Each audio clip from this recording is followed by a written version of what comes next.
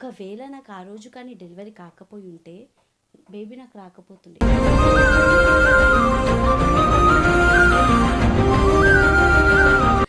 బైబిల్లో ఒక మాట ఉంటుంది అనమాట, నేను నమ్ముకున్న నా దేవుడు మరణం వరకు తీసుకెళ్తా కానీ మరణంకి అప్పగించను. నా విషయంలో అదే జరిగింది. మరణం కాదు, అన్నీ చూసిన కానీ everything is good. Baby all the best baby.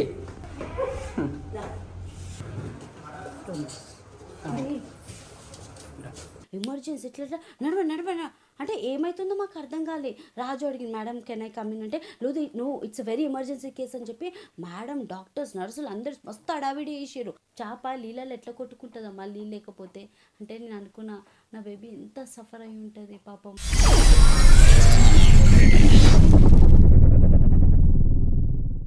Hi hello, welcome back to my channel Stellaraj 777.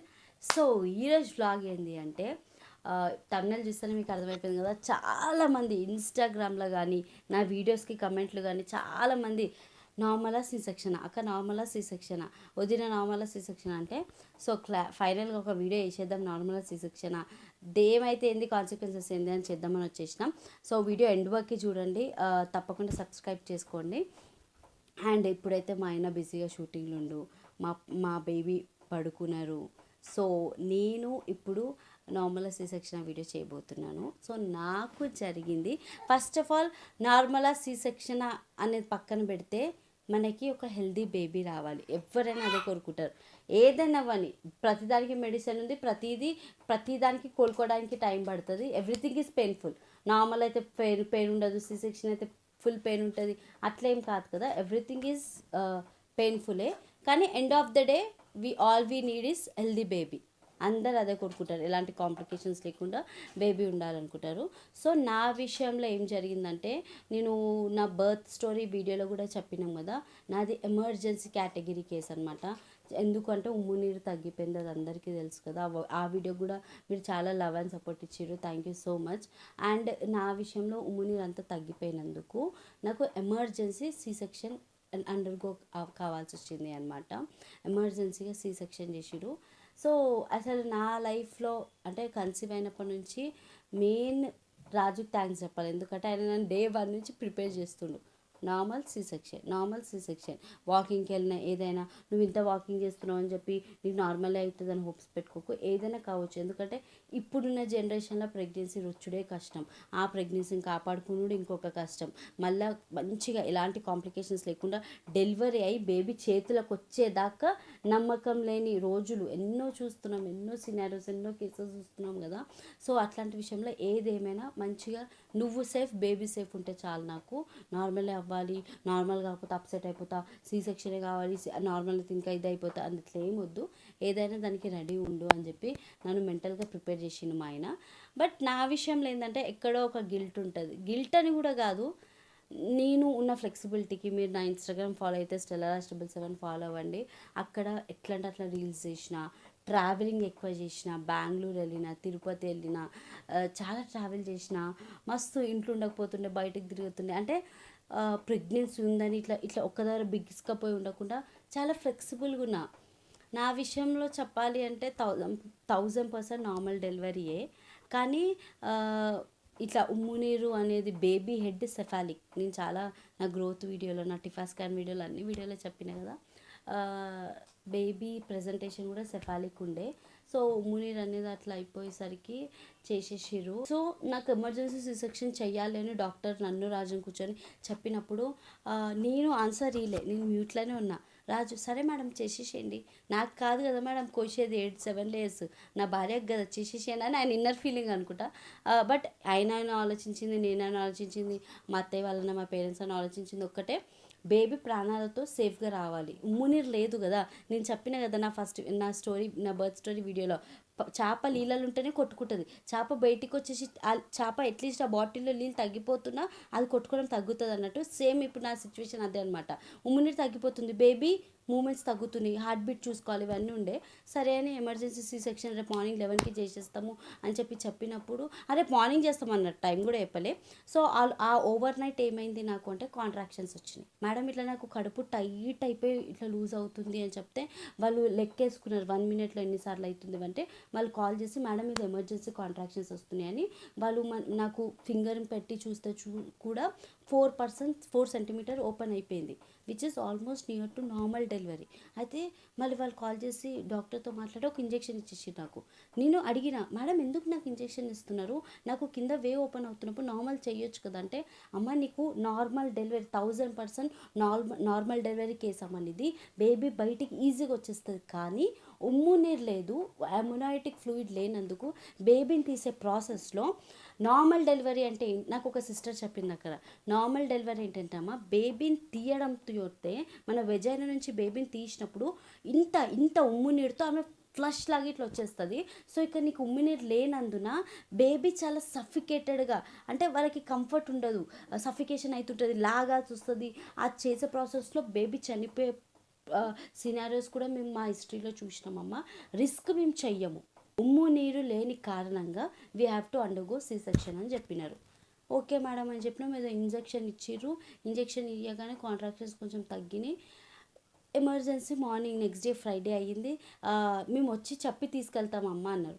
సరే మేడం తీసుకెళ్ళండి అన్నాం. వచ్చి నడవ నేను రాజు ముఖం చూసిన, అంటే ఆల్రెడీ అప్పటికి నేను ఇట్లా మొత్తము డిప్రెస్డ్లో ఉన్నా అనమాట. సరే అని తీసుకెళ్ళిపోయారు పైకి. ఇక్కడ క్లిప్స్ పెడితే చూడండి ఇట్లా అయిపోయి ఉన్నా నేను. లాస్ట్ బాయ్ చెప్పిన రాజుకి నేను, ఇక నేను మళ్ళీ వస్తానో రాదని చెప్పి ఆ క్లిప్ ఇక్కడ పెడతా చూడండి. Baby all the best baby. So మేము ఫస్ట్ ఫ్లోర్లో ఉండనమాట. ఫస్ట్ ఫ్లోర్ నుంచి ఆపరేషన్ ఫ్లోర్కి తీసుకెళ్లేసరికి హార్ట్ బీట్ చెక్ చేసి, హార్ట్ బీట్ చెక్ చేయగానే ఎమర్జెన్సీ ఇట్లా నడవ అంటే ఏమవుతుందో మాకు అర్థం కాలే. రాజు అడిగింది madam can I come in అంటే, no it's very emergency case అని చెప్పి మేడం, డాక్టర్స్, నర్సులు అందరు మస్తు అడావిడి చేసారు. మేము నడవమ్మా అని చెప్పేసారు.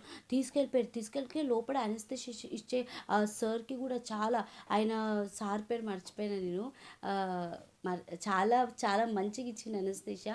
అంటే నాకు మస్తు భయం ఉండే, క్యాథెడ్రల్ అంటే యూరిన్ బ్యాగ్, ఇంకా నాకు స్పైనల్ కార్డ్కి ఇచ్చే, నాకు చాలామంది చెప్పారు, మా అక్క వాళ్ళు కూడా సి సెక్షన్ అయినప్పుడు చెప్పారు, స్పైనల్ కార్డ్కి ఒక ఇంజెక్షన్ ఇస్తారు, అది నువ్వు చచ్చి బ్రతికినట్టే, ఇక రీబర్త్ అనుకో అన్నారు. సో అక్కడికి వెళ్ళినాక రాజు రాలేడని ఒక బాధ ఉండే, టెన్షన్ ఉండే. లోపలికి వెళ్ళినా చూసిన, మళ్ళీ నాకు నా నోస్ ఆపరేషన్ గుర్తుకొచ్చింది. నా నోస్ ఆపరేషన్ థియేటర్ ఎట్లుండేనో సమ్వాట్ కొంచెం డిఫరెంట్గా ఉంది, బెడ్ డిఫరెంట్గా ఉంది, ఇట్లా ఒకటి ఉంది ఇట్లా పడుకోవడానికి బాడీ ఉండే. అమ్మ నువ్వు వెళ్ళి పడుకుంటే వాళ్ళకి ఒకటే, మేడం ప్లీజ్ మెల్లగా అంటే మీ అందరికి తెలుసు కదా, నేను డాడీ అని ఏడుస్తా, అమ్మని ఏడుద్దామన్నా రాదు. మేడం ప్లీజ్ నాకు భయం అవుతుంది అంటే ఎట్లయిపోయినంటే, ఇక నన్ను తీసుకుపోయి చంపేస్తుర్రు, బలియనికే పోతే ఎట్లుంటే అట్లుండే. మేడం ప్లీజ్ మెల్లగా అన్న.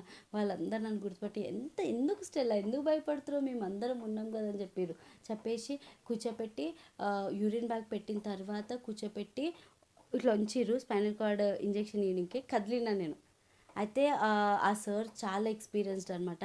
మళ్ళీ అమ్మ ప్లీజ్ కదిలితే ఇది లైఫ్ లాంగ్ నీకు ప్రాబ్లం ఉంటుందని చెప్పి నీకు కదులుతున్నా అని చెప్పి, ఒక సిస్టర్ ఏమో నా తల ఇట్లా బెండ్ చేసి, ఒకరు నా చేయిలు పట్టుకొని మొత్తం ఇట్లా అయిపోయిన ఫ్రెండ్స్. అయిపోయినాక ఇప్పటికీ నాకు అక్కడ కొంచెం నొప్పి అవుతుంది ఎక్కువసేపు కూర్చుంటే కూడా. ఆ ఇంజెక్షన్ ఇచ్చిర్రు, అది ఎట్లా ఇచ్చిరో నాకు తెలియదు. బేసిక్గా ఇన్స్టాగ్రామ్లో మనం పోస్టులు చూస్తాం కదా, ఇంత పెద్దగా ఉంటుంది అంట, ఇట్లా పెట్టి తీసేసిర్రు. ఆ తీసేసిన తర్వాత పడుకోమన్నారు. పడుకున్నాక మేడం నాకు ఇంకా స్పర్శ ఉంది, అప్పుడే కొయ్యకండి మేడం, అప్పుడే కట్ చేయకండి 7 days అని చెప్పి నేను చెప్పిన అనమాట.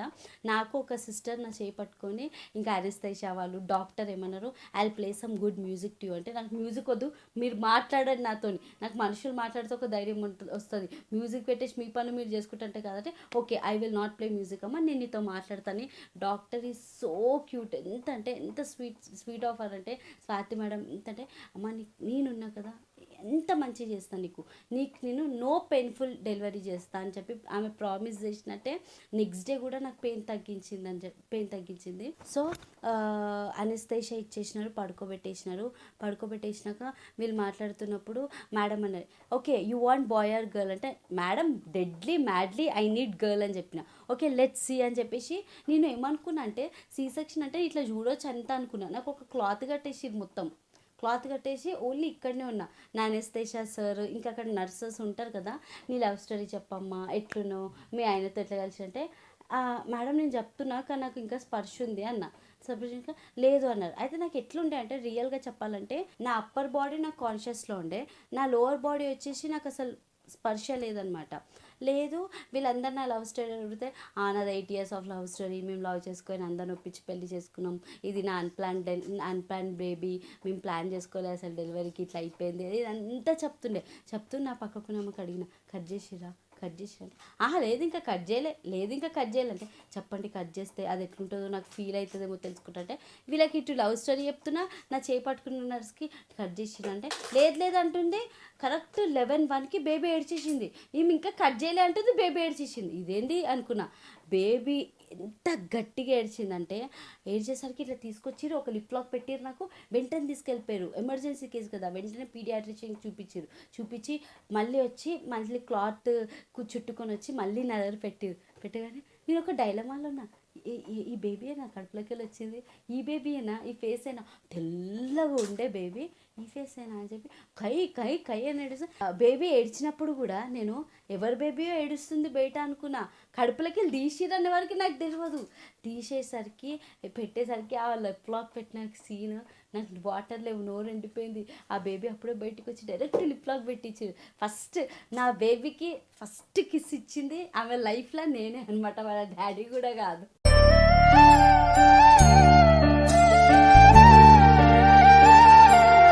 ఫస్ట్ కిస్ నేనే ఇచ్చిన. తర్వాత బయటికి తీసుకెళ్ళి తర్వాత తెచ్చి ఈగో బేబీ అంటే ఇట్లా చూసుకున్నా.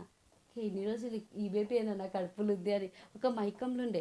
తర్వాత స్టిచెస్ వేసేసి ఏం చేసిరేమో, తర్వాత నాకు అంతా కనిపిస్తుంది కానీ స్పర్శ లేదు.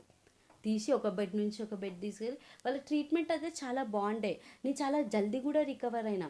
నెక్స్ట్ డే ఏమైంది, నేను ఇంకో వ్లాగ్ చేస్తా. ఇప్పుడు రాజు బిజీ ఉన్నాడు, లేడు కదా, ఆయన ఉంటే మస్తు చెప్తా డాక్టర్ ఎట్లా తిట్టిందో నన్ను. బయట ఏమవుతుందో నాకు తెలియదు. బేబీని ఫస్ట్ టైం రాజు చూసి ఎట్లా రియాక్ట్ అయిందో నాకు తెలియదు. ఎందుకంటే నన్ను ఇక్కడ అంతా సెట్ చేసి బయటికి తీసుకెళ్ళాలి కదా. సో నేను లేచి చూసినా అంతా మంచిగా ఉండే. బేబీని తీసుకెళ్ళిపోయారు. అక్కడ బయట రియాక్షన్స్ నాకు తెలియదు, మా ఫ్యామిలీ ఎట్లా చేసిరో, అది రికార్డ్ చేసిరో కూడా నాకు ఇప్పటికీ తెలియదు. సో అయిపోయాక నాకు చలి వచ్చింది. ఎట్లా అంటే ఇట్లా షేక్ అయిపోతున్నా, మొత్తం ఇట్లా ఉనికిపోతున్నా. అట్లా వస్తుంది అంట. 3 blankets కప్పిరు నాకు పైన. అండ్ ఇంకొకటి ద మెయిన్ బెస్ట్ థింగ్ మర్చిపోయినా, ఇంపార్టెంట్ థింగ్ ఏంటంటే, నేను పోయిన టెన్షన్లా, నేను వెళ్ళిన ఎమర్జెన్సీలా నా బీపీ ఎంత హై ఉండాలి తెలుసా. సిజేరియన్కి బీపీ చాలా చెక్ చేస్తారు. బీపీ చాలా అంటే చాలా చెక్ చేస్తారు. బీపీని పక్క మానిటర్ చేస్తారు. వాళ్ళే షాక్ అయ్యారు, అమ్మ నువ్వు ఇంత టెన్షన్తో వచ్చినావు కానీ your BP is very normal. మొత్తం నా ఫుల్ ప్రెగ్నెన్సీ ఆ డెలివరీ ప్రాసెస్లో నా BP normal. After delivery operation theatre నుంచి వచ్చిన నా బీపీ నార్మల్. ఇది అయితే బై గాడ్స్ గ్రేస్ అని చెప్పుకోవాలి. నా ప్రేయర్స్, ఆ యేసయ్య నన్ను కాపాడి, ఆ జీసస్ నేను చేసుకున్న ప్రేయర్స్ నన్ను కాపాడినాయి కాబట్టే నా బీపీ నార్మల్ ఉంది. ఇది ఒక టెస్ట్ మనీ, నా బేబీ నా లైఫ్లో ఒక పెద్ద టెస్ట్ మనీ. ఎంత గోత్రు అయినా అంటే ఇంత ఎమర్జెన్సీగా డెలివరీ అవ్వడం, డాక్టర్స్ చెప్పేసారు బేబీ బ్రతకపోవచ్చు.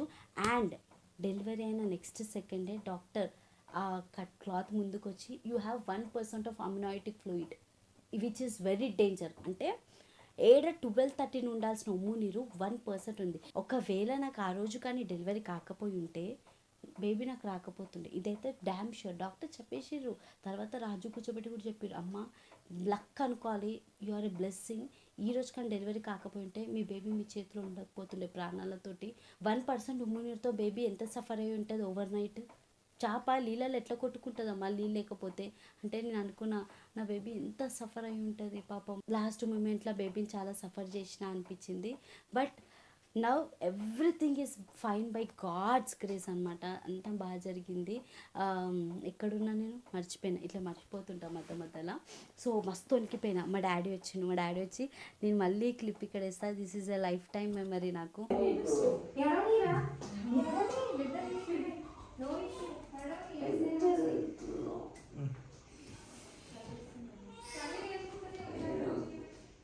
నువ్వు చెప్పినావు సెక్షన్ వేసుకో. అసలు ఒక్క పాయింట్ ఉందంటూ కానీ అసలు ఈ టైంకి ఏడవాలి. డాడీ అక్క వాళ్ళందరూ వచ్చి అందరికంటే చిన్నదాన్ని ఈమెది కూడా అయిపోయింది అన్నట్టు డాడీ ఏడ్చిండు. ఇంకా అప్పటికి ఇక్కడ ఈ వీడియోలో మీకు కనిపిస్తుంది మా డాడీ వచ్చి చూసినప్పుడు నాకు అక్కడ బీపీ మానిటర్ చేస్తుండే. అప్పటికి నా బీపీ నార్మల్.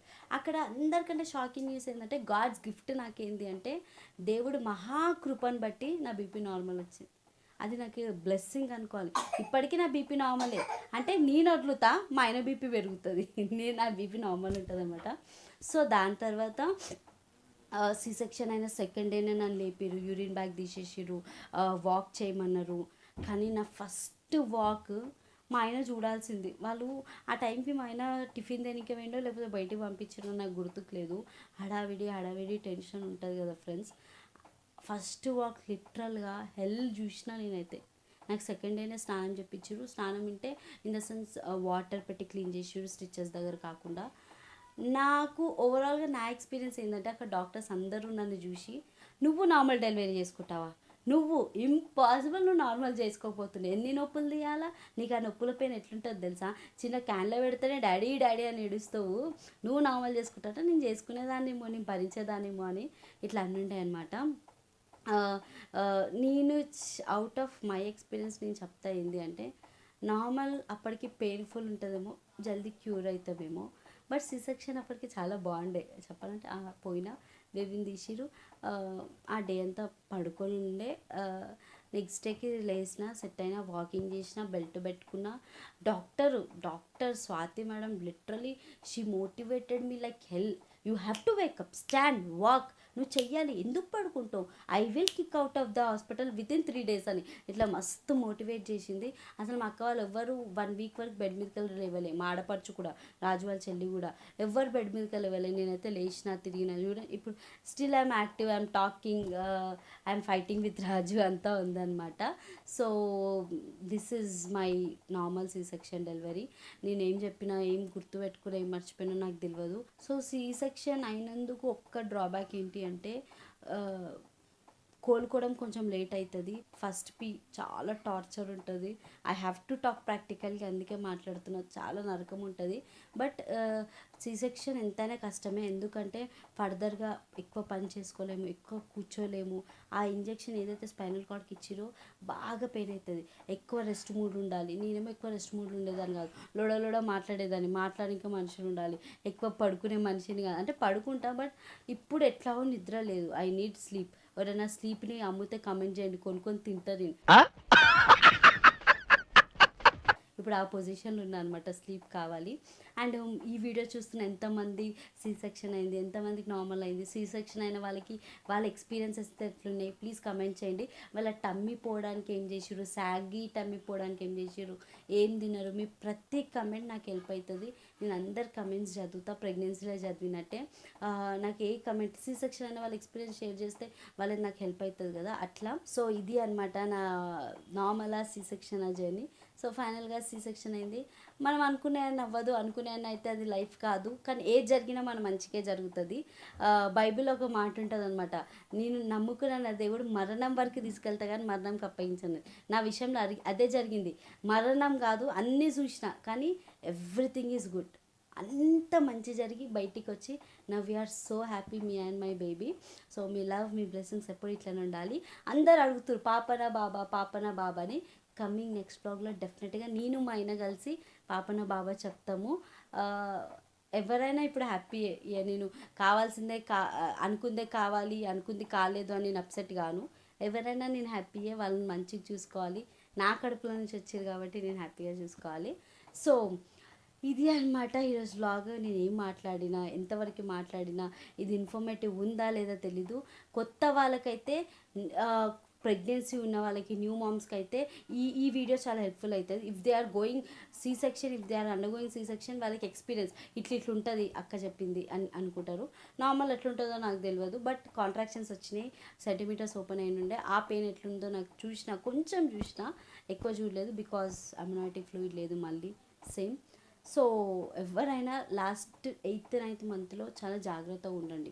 లేని కాంప్లికేషన్స్ అన్నీ అప్పుడే వస్తాయి. ఉమ్మునీరు తగ్గిపోయింది, బేబీ హార్ట్ బీట్ తగ్గిపోయింది, బేబీ పూప్ చేసింది కడుపులో, ఆ పూప్ తిన్నది, లేకపోతే ఎమర్జెన్సీ సీ సెక్షన్ పోవాలి, ఇవన్నీ కాంప్లికేషన్స్ ఉంటాయి. బిడ్డ అడ్డం తిరిగింది, బిడ్డ మెడలో పేగేసుకుంది, బిడ్డ తలకే కరెక్ట్గా లేదు, ఇవన్నీ కాంప్లికేషన్స్ ఉంటాయి. సో ఇన్ని కాంప్లికేషన్స్ ఉన్న బేబీని డెలివరీ చేయాలి. అది నార్మల్ సీ సెక్షనా, బేబీ హెల్తీగా ఉండాలి. End of the day it might be normal, it might B C section, baby has to be healthy. నేను అదొక్కటే చెప్తా. ఎలాంటి నార్మల్ అవుతుంది కాంప్లికేషన్స్తోనే, నాన్న తిప్పలు పడాలి, అది బాగుంటుందా? సీ సెక్షన్ అయితే మమ్మీ జల్దీ కోలుకుంటుందేమో, బేబీ హ్యాపీగా బయటికి వస్తుంది. ఎందుకంటే నార్మల్ అయితే బయట మమ్మీ ఎంత సఫర్ అవుతుందో లోపల బేబీ కూడా అంతే సఫర్ అయ్యి బయటకు వస్తారంట, తెలుసా? సో ఏదేమైనా బేబీ హ్యాపీగా ఉంటే చాలు. చాలా మదర్ లాగా మాట్లాడిస్తున్నా నేను, పెద్దదానిలాగా. So that's it for the vlog. ఈ వ్లాగ్ కనుక మీకు నచ్చినట్టయితే, నన్ను అడిగిన వాళ్ళందరికీ క్లారిటీ, నాకు సీ సెక్షన్ అయింది and right now I'm doing absolutely fine by God's grace. So ఈ వ్లాగ్ కనుక మీకు నచ్చినట్టయితే please don't forget to like, share, comment and subscribe to Stella Raj 777. ఇంకో వీడియోతో మీ ముందుకు వస్తాను. Until then bye, take care.